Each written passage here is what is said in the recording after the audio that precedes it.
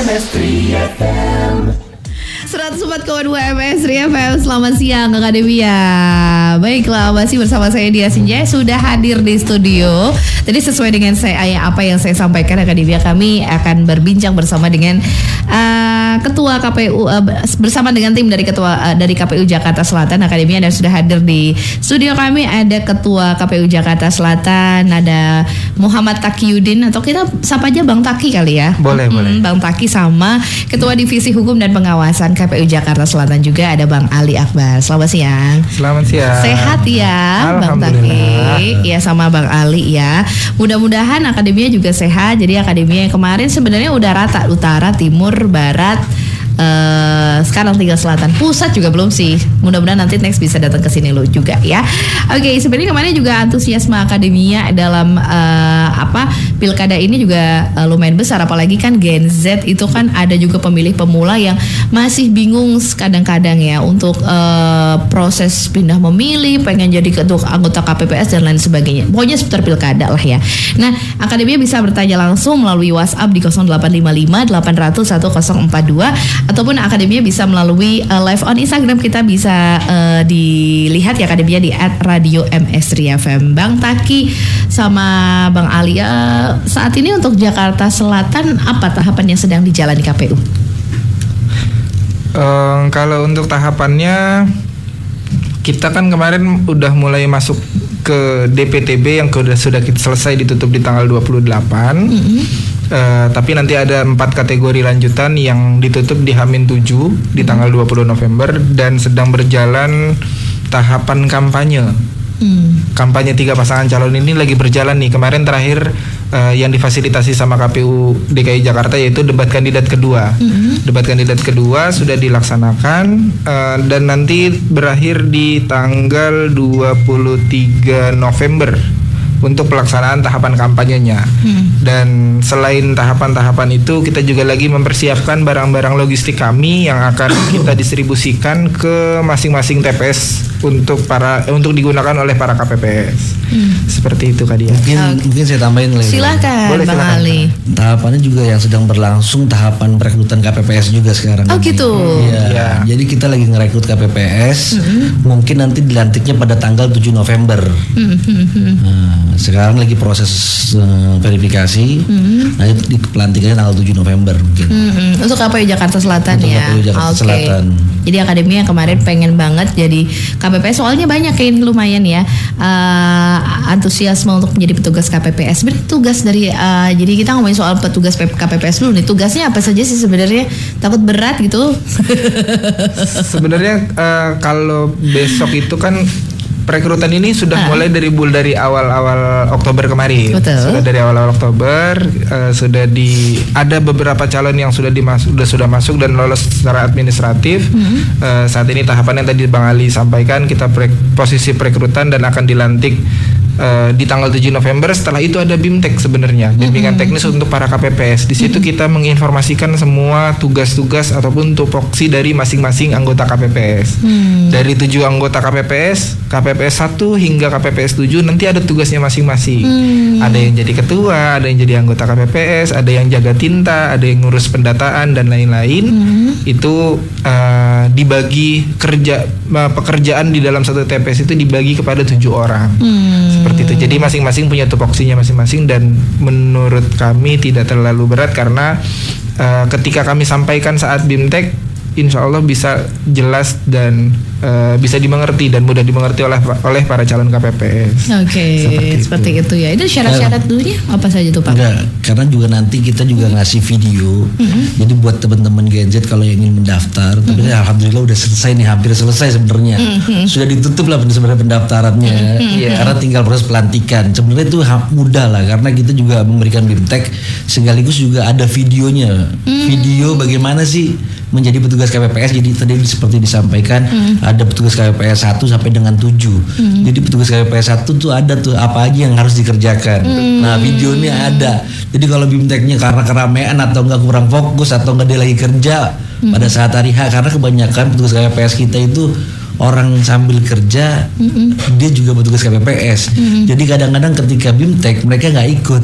Ya, tapi jangan khawatir maksud saya karena ada videonya juga, dia bisa live streaming, maksudnya kalau lagi nonton gitu live streaming ke Zoom, kita bisa memberikan materi karena juga nanti ada PPK maupun PPS kita yang bisa memberikan materi itu secara langsung gitu. Ya fleksibel sebenarnya. Fleksibel ya. sebenarnya gampang lah.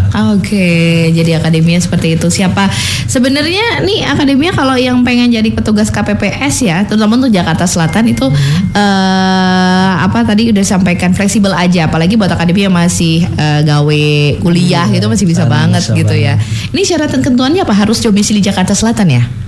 Iya. Terus menyertakan apa? Mendaftarnya di mana begitu? Tapi kalau untuk tadi yang saya tambahin Bang Ali, untuk ini kan prosesnya sudah dimulai dari awal Oktober. Baik, Jadi baik. proses pendaftaran semua itu sudah selesai di tanggal 7 Oktober kemarin. Jadi saat ini kami sedang mempersiapkan untuk bicara administratif melalui akun media sosialnya, akun pendaftaran kami ada namanya Siakba.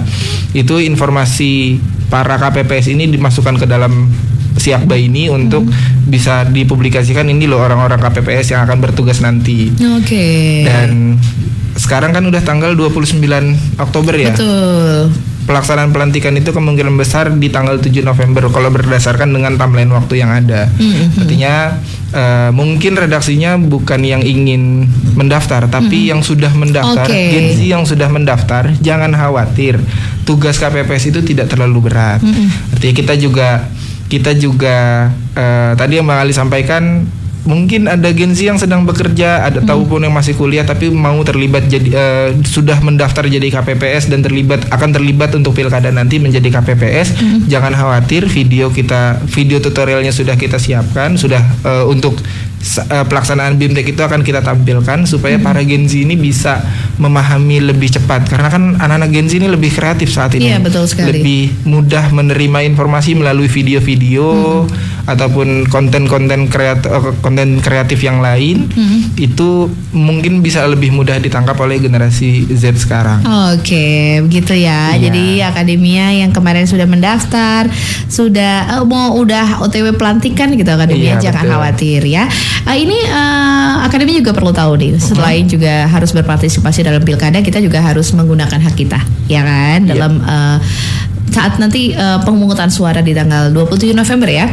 Nah, siapa saja sih calon kepala daerah yang sudah terdaftar di KPU? Boleh disampaikan, Bang Ali mungkin ya? Oke, terima kasih.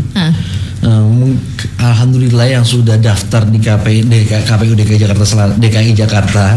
Karena kita sebenarnya ini domainnya KPU DKI kalau mendaftar kan. Karena saya di Jakarta Selatan, tapi yang kita ketahui ada 3 calon yang sudah mendaftar di KPU DKI Jakarta. Alhamdulillah, yang calon nomor urut 1 itu Bapak Ridwan Kamil dengan Haji Suswanto. Susono. Suwono.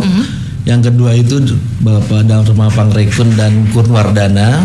Calon nomor urut 3 itu ada Pak Pramono Anung dan Bapak Sidul atau biasanya Rano Karno. Ya, itu 3 ya akademia, jangan lupa. Kita calon ada 3. Jadi kalau 3 itu kayaknya lebih sulit ya untuk memilih. Kalau 2 kayaknya, wah aku kayaknya cenderung ke sini. Nah, ini ada 3 di akademia ya, rata. Jadi akademia jangan lupa tanggal 27 November nanti bisa untuk memilih salah satunya. Alright, akademia nanti kita akan tanya-tanya lebih lanjut. Akademia apalagi nih, akademia kan termasuk Gen Z gitu ya. Akademia bisa bertanya langsung bagaimana caranya kita berpartisipasi dalam pilkada atau pemilihan kepala daerah gubernur Jakarta kali ini ya. Tetaplah bersama kami akademia di 104,2 MS3 FM. 104,2 MS3 FM. Ini akademia yang dari Jaksel yang biasanya kan pada gabung tuh di sini Pak, ada yang dari Tebet biasanya pada gabung, ada dari yang biasanya Pejaten, ada juga biasanya itu di daerah Kebayoran gitu. Akademia bisa bertanya kepada Bang Ali Akbar dan juga Pak Taqiyuddin ya. Jadi Ketua KPU Jakarta Utara Pak Muhammad Taqiyuddin, sorry ya. Dan juga Ketua Divisi Hukum dan Pengawasan Bang Ali Akbar ya. Untuk saat ini jumlah DPT di Jakarta Selatan sendiri ada berapa sih? Mungkin di Bang Ali Akbar. Ya, jumlah DPT di Jakarta Selatan itu ada 1.748.961. Nah, itu terpecah di 10 kecamatan. Kita punya 10 kecamatan Jakarta Selatan.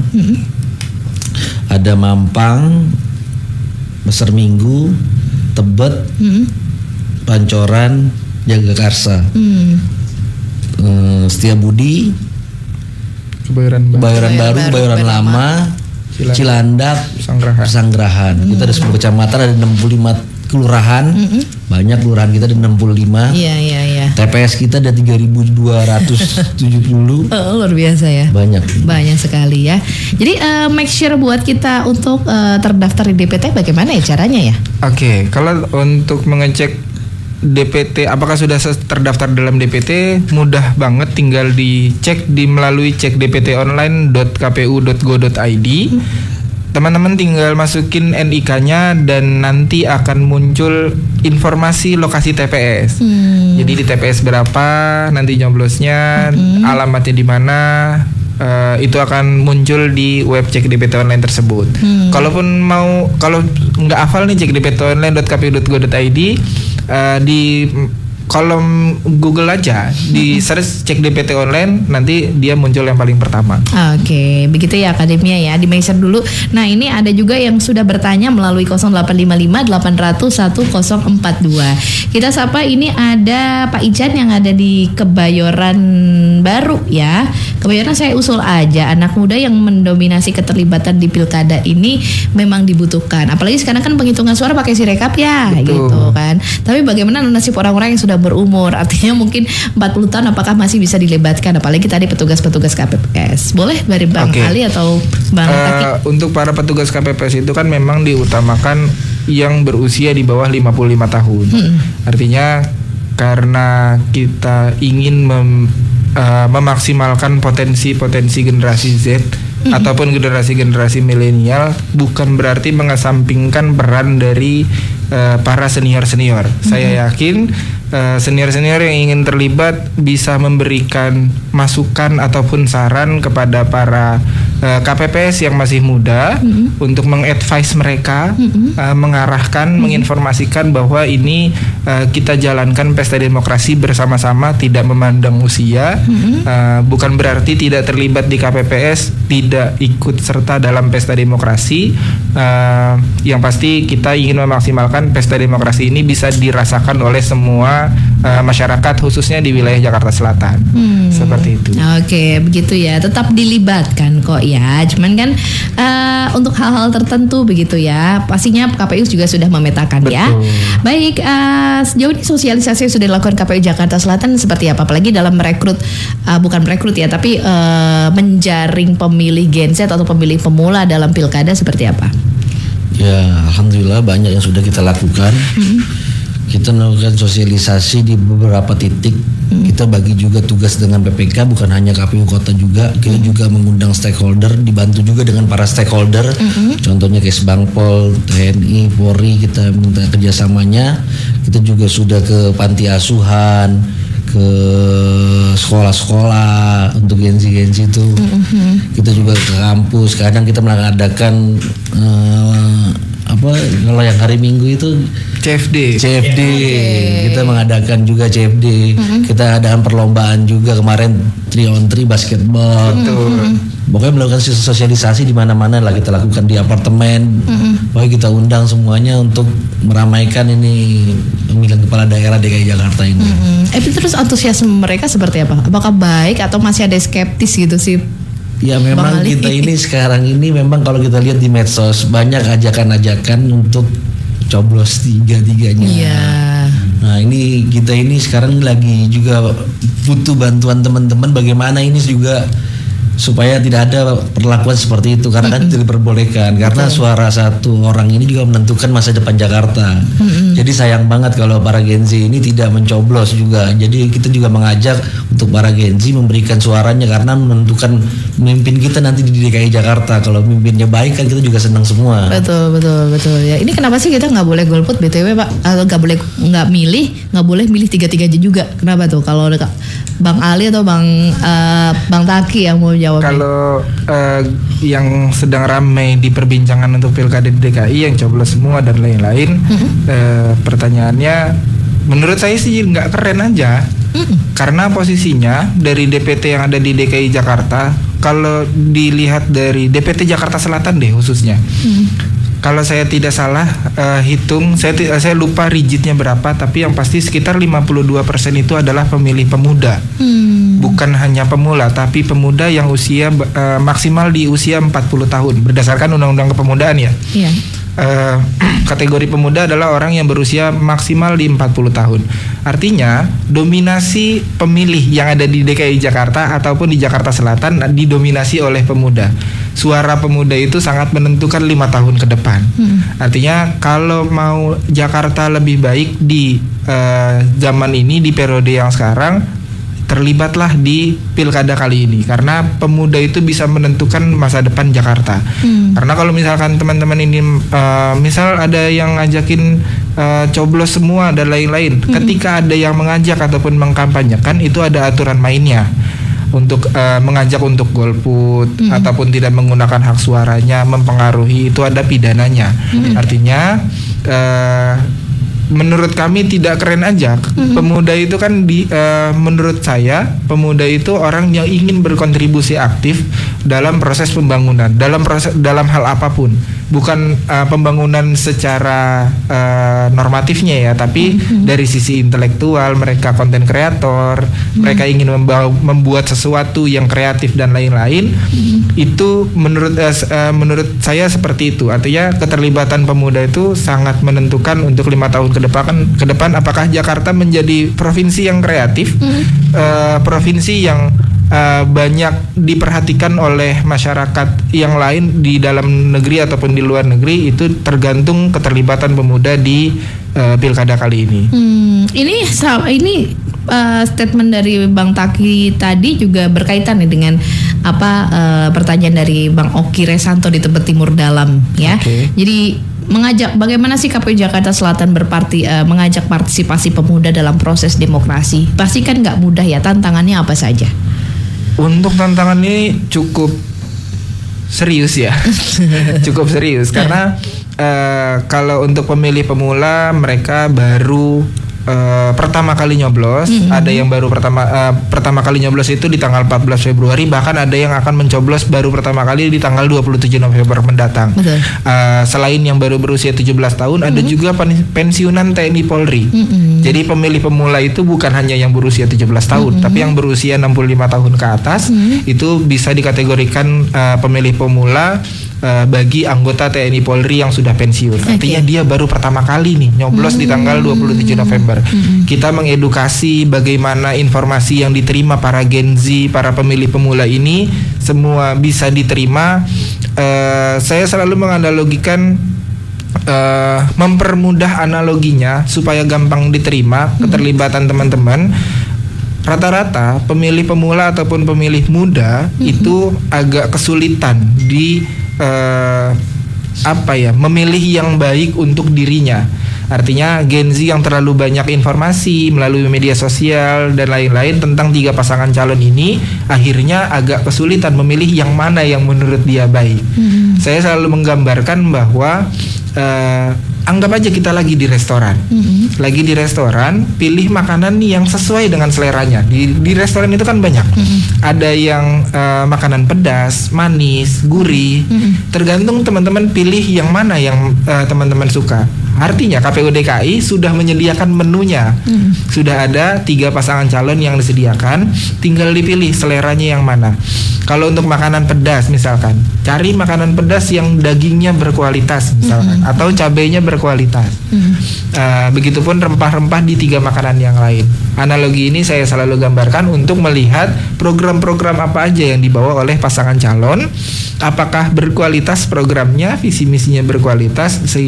Dengan analogi seperti ini mudah-mudahan bisa mempermudah pilihan para Gen Z atau pemilih pemula dalam keterlibatan untuk pilkada ke depan. Oke, gitu ya. mudah-mudahan ini juga tadi yang bertanya siapa namanya Bang Oki juga merupakan salah satu orang yang semangat banget dalam Betul. Kita pesta demokrasi. Ini pesta demokrasinya hajatannya Jakarta ibaratnya gitulah ya Akademia ya. Oke, nanti akan kita lanjutkan kembali Akademia. Saya juga mau reminder buat Akademia mau bertanya, boleh langsung bersama dengan Ketua KPU Jakarta Selatan Bang Taqiyuddin dan juga Ketua Divisi Hukum dan Pengawasan KPU Jakarta Selatan Bang Ali Akbar ya. Tetaplah bersama kami di 104,2 MS3 FM We Play. 104,2 MS3 FM. Ini ternyata sudah banyak ini anak-anak Jaksel Akademia ya. Akademia dari Jaksel pastinya untuk bertanya kepada narasumber kita siang hari ini Bang Taki dan juga Bang Ali ya yang udah standby banget nih. Jadi emang sebenarnya gini, tema besar kita adalah keterlibatan pemuda ya dalam pilkada ini. Tapi juga nggak menutup kemungkinan buat Akademia yang mau bertanya seputar pemilihan gubernur ini boleh sekali Akademia. Nomornya masih sama di 0855 800 1042. Ini ada dari live juga ada. Nanti akan kita bacakan ya. Ini dari Salman di Pangkal Pinang. Kalau ada data salah penulisan nama begitu ya, bisa melaporkannya di mana ya? Terus juga apakah hal tersebut mengurangi atau tidak ya? Kita dapat suara atau tetap bisa memilih atau tidak gitu? Baik, sebenarnya prinsip kami melayani semua pemilih dan orang yang akan dipilih atau pasangan calon yang akan dipilih. Artinya ketika ada kesalahan nama, mungkin saat pencoklitan kemarin tidak diperbaiki ataupun masih ada kesalahan saat perbaikan tersebut, yang pasti tetap masih bisa menggunakan hak pilihnya di TPS tersebut. Kita ada beberapa kategori, ada 3 kategori pemilih, yaitu daftar pemilih tetap, lalu ada daftar pemilih pindahan. Pindahan itu yang kemarin ditutup untuk H-30 di tanggal 28 Oktober dan nanti akan ada fase kedua yang akan ditutup di tanggal 20 November. Itu kategori kedua yaitu daftar pemilih pindahan. Lalu yang ketiga ada daftar pemilih tambahan.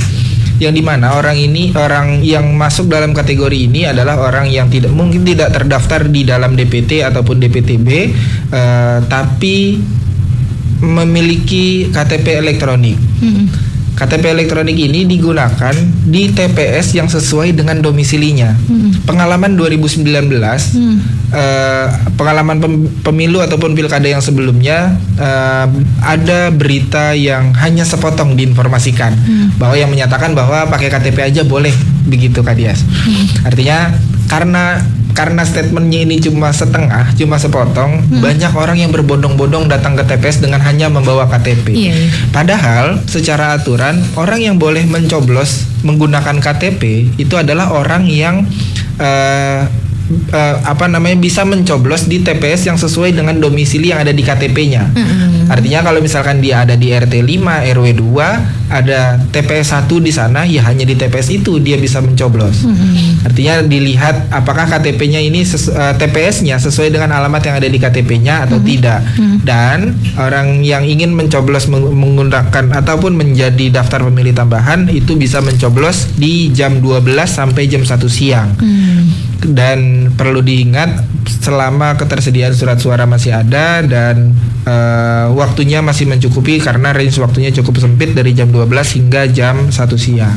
Seperti itu. Jadi jangan khawatir ketika ada kesalahan sistem ataupun kesalahan nama, nanti saat hari H di tanggal 27 November datang aja ke TPS-nya, pastikan bawa KTP elektronik untuk membuktikan bahwa nama tersebut terdaftar menjadi terdaftar dan terdata menjadi masyarakat yang ada di wilayah Pangkal Pinang tadi ya, di wilayah Pangkal Pinang. Oke, ini walaupun jauh mungkin bertanya secara universal aja ya di sana. Soalnya kan masih banyak yang bingung juga nih Akademia. Berarti memang nih Akademia yang di luar pun juga masih bingung. Kadang tuh cara mencoblosnya gimana, kalau ada kesalahan teknik gimana gitu, masih bingung juga untuk bertanyanya seperti apa nih. Ya ini kita baca juga yang sudah Anda kirimkan ke 0855 800 1042. Yang ini ada Siti di Tegal Parang ya. Sebenarnya bagaimana nih proses perekrutan petugas KPPS sih, Bang? Kadang tuh ada anak muda di lingkungan sekitar yang justru masih belum mau terlibat karena takut capek ya. Soalnya ada yang sampai malam gitu. Boleh dijawab Bang Ali atau Bang Taki deh. Ya seperti tadi yang disampaikan bahwa perekrutannya sudah selesai sebenarnya. Ya ini soal motivasi hidup aja kalau menurut saya menjadi petugas KPPS dan juga kerja buat negara lah. Karena memang kerjanya agak-agak satu hari tapi agak padat karena ada proses penghitungannya itu Pak. Jadi kan kita mulai itu jam 7. Itu rata-rata teman-teman itu udah jam 5 itu udah standby. Nah kemarin itu karena banyak yang kecapean karena kita melakukan kan secara serentak itu yang kita lakukan ada DPRD, DPR RI. Kalau yang ini sebenarnya agak ringan karena cuma satu proses doang, ada pemilihan kepala daerah, sebenarnya lebih ringan dibanding kemarin. Kalau kemarin kan penghitungannya tuh banyak sebetulnya. Iya. Kalau sekarang tuh lebih sedikit. Nah, kenapa sih juga karena ini juga mungkin mahasiswa yang anak-anak muda ini, saya juga bingung kadang-kadang ya, harusnya banyak mau belajar lah. Karena ini juga harus regenerasi. Benar. Jangan hanya yang tua-tua aja, ya kan. Kalau nggak kita siapa lagi sih, gitu kan? Nah tadi juga bahas lagi soal Sirekap. Memang Sirekap ini sebenarnya hanya 2 doang penggunanya. Jadi kita masih bisa tuh combine antara yang senior dengan yang masih muda-muda. Nah harusnya cepet itu prosesnya, regenerasinya cepet. Jadi kalau bisa yang muda-muda aja, karena banyak juga yang kan kejadian yang 2009 yang banyak yang kecapean masuk rumah sakit ya kan. Iya. Harusnya dari situ tergeraklah hati kita ya, Akademia. Ini harus sering digaungkan ya, ayo anak muda dong gitu. Harus gitu sih. Makanya ini Bang Ali sama Bang Taki kesini itu buat Akademia biar semuanya pada melek gitu kan. Ini jadi petugas KPPS ya, review. Karena pengen juga itu punya kontribusi yang bagus tentunya ya. Ada Bang Taki mau menambahkan kenapa sih kita harus berpartisipasi sih Bang gitu? Berkaitan dengan KPPS dan lain-lain, kenapa harus berpartisipasi? Sebenarnya ya balik lagi tadi masalah keterlibatan pemuda dalam pilkada kali ini itu sangat dibutuhkan karena posisinya menurut saya pribadi itu namanya berkontribusi kepada negara itu sebetulnya nggak perlu harus ke medan perang untuk mengangkat senjata dan lain-lain. Bentuk partisipasi ataupun mengajak untuk memilih aja itu udah bagian dari berpartisipasi untuk negara, berkontribusi untuk negara. Jadi berpartisipasi pun bukan hanya sekedar datang ke TPS, tapi menginformasikan tentang tahapan pilkada pun itu bagian dari partisipasi untuk pelaksanaan pilkada ke depan. Artinya keterlibatan aktivitas pemuda saat ini bisa dilakukan, banyak hal yang bisa dilakukan oleh pemuda untuk berpartisipasi dalam pelaksanaan pilkada. Artinya di sini juga berkaitan dengan nanti efeknya itu akan jadinya pilkadanya berkualitas, lalu punya pemimpin yang berkualitas karena keterlibatan para pemuda ini di pesta demokrasi. Namanya pesta itu pasti capek. Iya, betul. Tadi kan ada yang bertanya juga nggak mau terlibat karena capek dan lain-lain. Namanya pesta itu pasti capek. Makanya kita gotong royong untuk melaksanakan pesta tersebut. Tadi yang Bang Ali sampaikan bahwa mereka standby dari jam 5 untuk naruh kotak suara, nyiapin lokasi TPS, bahkan ada TPS yang didekorasi dan lain-lain sehingga menarik. Nah itu kan butuh banyak waktu untuk mempersiapkan itu. Dan terkadang KPPS ini ngebela-belain sampai begadang, takut kesiangan, bangun tidurnya takut kesiangan, jam 7 belum bangun dan lain-lain. Akhirnya mereka lebih memilih untuk bergadang. Nah ini mungkin yang perlu kolaborasi bersama dengan warga setempat yang ada di TPS tersebut.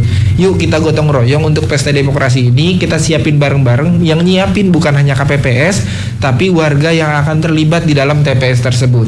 Artinya pesta demokrasi itu bukan hanya sekedar dari penyelenggara pemilu, pengawas pemilu ataupun pemerintah yang menyelenggarakan pemilunya, tapi masyarakatnya pun ikut berkontribusi, ikut terlibat dan bergotong royong untuk mempersiapkan TPS-nya masing-masing, minimal seperti itu. Gitu ya, Pak ya. Jadi saya jadi shout out ke pemilu yang berkualitas tadi, Bang Taki. Sebenarnya langkah apa saja yang dilakukan oleh KPU Jakarta Selatan untuk mewujudkan pemilu yang berkualitas ini, selain tadi yang disampaikan Bang Ali, adalah diantaranya sosialisasi ke berbagai berbagai komponen masyarakat ya. Nah, itu apa saja? Menurut saya pemilu yang berkualitas itu dari sisi pemilihnya sudah terinformasikan dan mendapatkan masukan tentang pemilih yang akan dipilihnya itu siapa dan kapan penyelenggaraannya, dan mereka mau mencari informasi tentang pasangan calon. Artinya pemilih yang sudah memiliki informasi tentang pasangan calonnya itu nanti akan memilih langsung di TPS dan sudah memiliki pilihan, minimal mereka sudah memiliki pilihan yang mereka tahu dan mereka yakini akan bisa memajukan Provinsi DKI Jakarta. Itu dari sisi pemilihnya. Dari sisi penyelenggaranya, kami pun harus bisa melayani para pemilih dan para pasangan calon dalam hal sekecil apapun. Misalnya nanti saat hari pencoblosan di tanggal 27 November kita memikirkan para pasangan calon ini bagaimana orang masih bisa mengingat apa yang mereka katakan saat kampanye. Kita akan menyediakan daftar pasangan calon di masing-masing TPS sehingga pasangan calon ini merasa dilayani dan merasa dibantu oleh penyelenggara pemilu untuk memperkenalkan dirinya atau mengingatkan kembali masyarakat, oh ini loh visi misi kami, ini loh program-program kami. Nah, itu dari sisi penyelenggara yang melayani pemilih dan melayani peserta pemilunya atau peserta pilkadanya. Begitupun dengan koordinasi kami kepada para stakeholder, kepada pengawas pemilu. Artinya ketika para ormas-ormas, tokoh-tokoh masyarakat kita bisa bergotong royong untuk menyelenggarakan pemilu, menurut saya itu bisa diwujudkan dengan bisa dikatakan sebagai pemilu yang berkualitas karena kita bekerja bersama-sama, bukan sama-sama kerja. Artinya ketika semuanya bisa bekerja sama, bisa berkolaborasi dan berkoordinasi, saya yakin pelaksanaan pilkada di Jakarta Selatan ataupun di DKI Jakarta itu bisa menjadi pemilu yang berkualitas. Oke, gitu. Garis besarnya seperti itu ya Akademia ya. Jadi mewujudkan pemilu berkualitas itu juga butuh sekali keterlibatan Anda gitu ya. Nanti kalau kita pemilihnya berkualitas, nanti pemimpinnya juga insya Allah berkualitas juga ya. Oke, Akademia, nanti akan kita lanjutkan lagi di sesi terakhir. Jadi untuk Akademia masih belum bertanya kepada Bang Taki dan juga Bang Ali, Akademia Anda bisa bertanya melalui 0855-800-1042 untuk WhatsApp, atau kita juga live on Instagram Akademia @radio_ms3fm. 104,2 MS3 FM. Akademia, kita masih bersama dengan Ketua KPU Jakarta Selatan Bang Takiudin dan juga Ketua Divisi Hukum dan Pengawasan Bang Ali Akbar ya.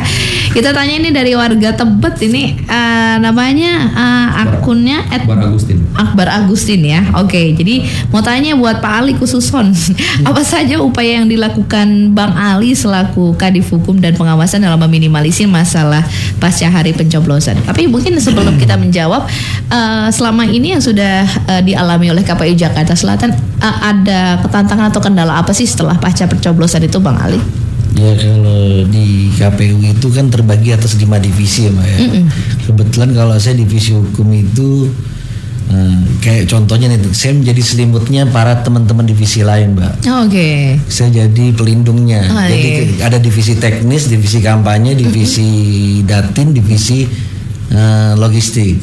Nah, jadi saya kaji setiap permasalahannya. Apa aja yang menjadi masalah ketika ada pelanggaran apa yang nggak boleh dilakukan, apa yang boleh dilakukan. Nah, saya kaji itu, saya evaluasi apa permasalahannya yang kemarin, baru saya kasih tahu ini rulesnya nih, nggak boleh melakukan hal ini, tidak boleh melakukan hal ini. Kemarin kita sudah bermasalah. Kalau belajar dari pemilu kemarin 2024 di Pilpres, alhamdulillah di Jakarta Selatan itu zero PSU kita Jakarta Selatan, KPU Kota Jakarta Selatan. Terus juga zero pelanggaran administrasi.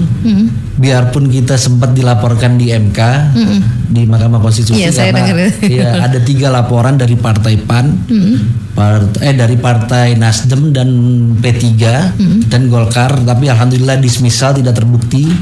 Kita juga sempat dipanggil di Gakumdu Bawaslu, tapi alhamdulillah tidak terbukti juga bahwa ada kecurangan atau apa, tapi tidak terbukti karena pekerjaan kita sudah sesuai dengan aturan yang ada. Dan di MK juga kita diminta membuktikan semua surat suara kita buktikan, C1 semua kita buktikan, aman semua, tidak ada yang berbeda hasilnya, alhamdulillah. Seperti itu. Jadi kemarin untuk Pilpres aman ini sebenarnya ya. Nah, itu untuk mengantisipasi adanya hal ini terulang lagi gimana, Bang Ali? Kalau kemarin itu kita alhamdulillah bisa sampai zero PSU itu karena kerjasama teman-teman. Ini kan ada beberapa daerah, mungkin kayak contohnya Jakarta Utara ada PSU gara-gara kehujanan. Nah, alhamdulillah kita ini bisa mengantisipasi. Nah, gitu semua yang teman-teman lakukan ini ya atas dasar kerjasama yang solid. Jadi kita ini selalu di sebelum hari H saya sudah sampaikan hati-hati, lakukan sesuai prosedur, jangan sampai nanti kita PSU pemungutan suara ulang. Ya, betul. Kalau sampai ada yang tidak terakomodir, karena sebenarnya kan tugas KPU itu cuma 3 sebenarnya kalau menurut saya, dipilih, memilih, sama melaksanakan pelayanan secara baik. Nah, memastikan yang dipilih ini mendapatkan hak yang sama. Kalau memilih, memastikan setiap warga Jakarta Selatan dapat memilih di Jakarta Selatan, karena banyak juga kan yang marah-marah nggak bisa memilih. Nah, pastikan nih semua terdaftar di DPT. Ketika tidak daftar di DPT, ada namanya DPTB, daftar pemilih tambahan. Nah, kayak tadi kita juga mau jelaskan, DPTB itu setiap orang yang terdaftar dalam DPT, tapi karena keadaan tertentu tidak bisa memberikan hak pilihnya. Nah, nanti ini ada namanya DPTB H-7 ya. Nah, di H-7 itu ada syaratnya, Mbak. Syaratnya itu dia hanya 4 kategori. Yang pertama itu dia harus memberikan surat bukti keterangan bahwa dia sedang bertugas pada hari H. Yang kedua, dia adalah tahanan lapas. Nah, itu harus memberikan surat keterangan juga. Yang ketiga itu dia sedang dirawat inap. Nah, itu dari rumah sakit. Yang keempat itu bencana alam. Jadi harus 4 ini. Kalau enggak 4 ini nggak bisa ngurus DPTB. Ini kekhususannya yang H-7 yang sampai tanggal 20 November itu. Oke, begitu ya kira-kira ya buat tadi warga Tebet, Bang Akbar ya. Mudah-mudahan kita juga harapkan tidak ada PSU pemungutan suara ulang, karena memang yang dilakukan itu sudah sesuai dengan prosedur dan rules yang berlaku ya. Oke, kita ke pertanyaan WhatsApp lagi yang sudah Anda kirimkan ke 0855 800 1042. Di sini ada Kak Denia di Pancoran ya. Harapan KPU Jakarta Selatan untuk masa depan sesuai dengan tema kita Youth Voice Matters tuh apa saja sih? Bang Ali boleh, Bang Taki boleh. Harapannya balik lagi tadi saya berkali-kali menyampaikan masalah keterlibatan pemuda. Artinya dari tema yang kita angkat hari ini aja itu bagaimana pemuda dalam menentukan pilihannya. Tidak hanya bentuk partisipasi hadir ke dalam TPS, tapi menginformasikan, membantu kami mengedukasi, menginformasi kepada masyarakat bahwa 27 November adalah hari pencoblosan. Itu sangat berarti bagi kami. Dari KPU sendiri tidak bisa bekerja sendiri. Di 2024 bulan Februari kemarin untuk pelaksanaan Pileg dan Pilpres, kami selalu berkolaborasi dengan berbagai pihak, pemerintah kota, pengawas ataupun stakeholder yang lain untuk memaksimalkan pelaksanaan pemilu di 2024 atau bulan Februari kemarin. Tapi kali ini kita akan mengulangi hal tersebut karena menurut kami itu adalah langkah yang baik, kolaborasi yang baik untuk mengajak para semua lini, semua stakeholder, begitupun dengan peran kepemudaan, tokoh-tokoh muda, tokoh-tokoh masyarakat kita libatkan untuk pelaksanaan pilkada, supaya bisa menjadikan pilkada ini pilkada yang berkualitas dan memunculkan pimpinan ataupun gubernur yang berkualitas berdasarkan pilihan masyarakat DKI Jakarta. Oke, Harapannya seperti itu. Bang Ali juga terakhir mungkin ada harapan yang ingin disampaikan ke akademia. Kalau harapan saya supaya mudah-mudahan pilkada kali ini berjalan kondusif, aman dan menghasilkan pemimpin yang baik buat warga DKI Jakarta. Dan kalau harapan saya sebagai kadif hukum, pelaksanaan pilkada di Jakarta Selatan ini seperti yang kemarin, zero pelanggaran administrasi, pidana maupun etik. Jadi semua teman-teman di penyelenggara khususnya KPU Jakarta Selatan bekerja sesuai dengan prosedur. Jangan sampai ada bekerja tidak sesuai dengan prosedur, tidak menghasilkan hasil yang baik. Mungkin dari saya seperti itu. Oke, baik. Terima kasih Bang Taki dan juga Bang Ali sudah hadir di Radio MS3 FM. Semoga ini nggak hanya perbincangan saja, tapi sekaligus menjadi edukasi kepada akademia, begitu ya. Jadi keterlibatan akademia dalam pilkada pemilihan gubernur ini tuh punya andil yang besar gitu akademia. Dimana sekarang kalau kita melaksanakan kebijakan-kebijakan yang sudah ada di Jakarta itu adalah hasil dari hak kita itu yang digunakan, gitu ya. Sekali lagi terima kasih. Mudah-mudahan Jakarta Selatan nanti masyarakatnya meningkat ya partisipasinya. Amin. Terutama untuk generasi mudanya. Selamat kembali beraktivitas untuk Bang Ali dan juga Bang Taki. Sehat-sehat semuanya ya. Terima kasih. Ya, demikian akademia perbincangan kita bersama dengan KPU Jakarta Selatan, Ketua KPU Jakarta Selatan Bapak Bang Ali ya. Mohon maaf, Muhammad Takiuddin atau Bang Taki tadi, dan juga Ketua Divisi Hukum dan Pengawasan dari KPU Jakarta Selatan ada Bang Ali Akbar ya. Saya Diasnya akan hadir kembali sesaat lagi di Lanada Lagu Pilihan Anda. Terima kasih atas kebersamaan Anda di 104,2 MS3 FM. MS3 FM.